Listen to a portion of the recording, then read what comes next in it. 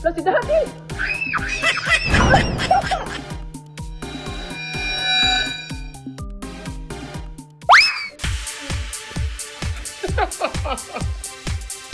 Boy!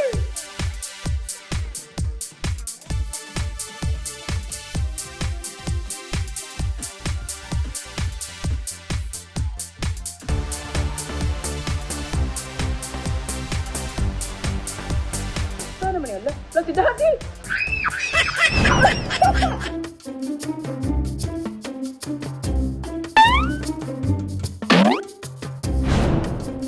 Saan naman yun? Lo si Daddy! Gulat din siya, ma'am, na first time ko kasi yun, ma'am, nakita ko siya na nagsuot ng pambababae na pa. Yung palda na talaga yung sinuot niya. Sinabihan ko din siya na mahal na mahal ko siya.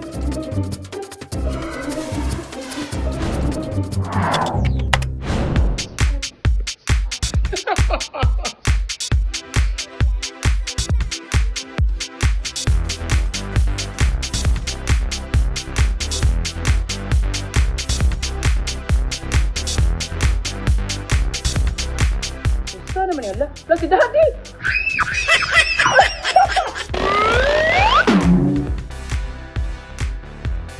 Saan naman yun? Lo si Daddy!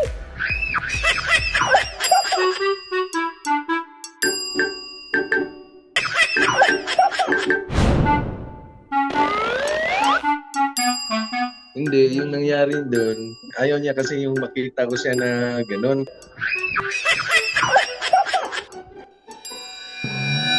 Sabi ko sa kanya, naintindihan ko naman siya. Sabi ko sa kanya, intindihan naman kita. Hindi naman kita pinagbabawalan. Sinabihan ko na siya na kahit ano ka, tanggap lang kita ba? Kahit ano. Sinabihan ko din siya na mahal na mahal ko siya.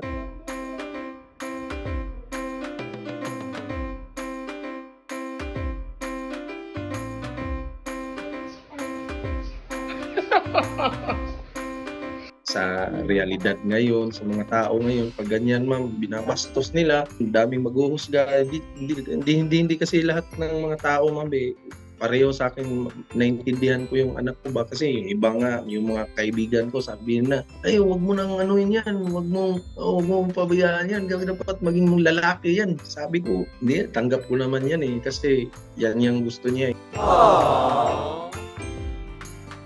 Nag-uusap kami sa asawa ko, hindi naman natin yan mababago. I-force natin na ganun talaga siya, lalaki talaga siya. Yung guide na lang namin, ma'am, ba, na yung masaya, kung saan siya masaya, so support na lang namin, ma'am.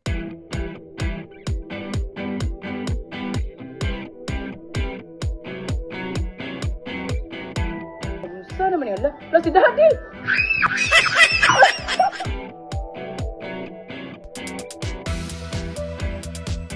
Eto si Saiden, ma'am, yung niya talaga, yung attitude niya, malambing talaga siya, ma'am, ba. Lambing siya sa mga kakapatid niya.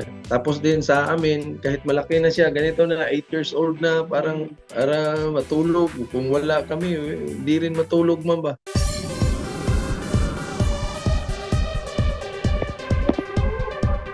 Uy, kino. Saan naman yun? Lo si Daddy!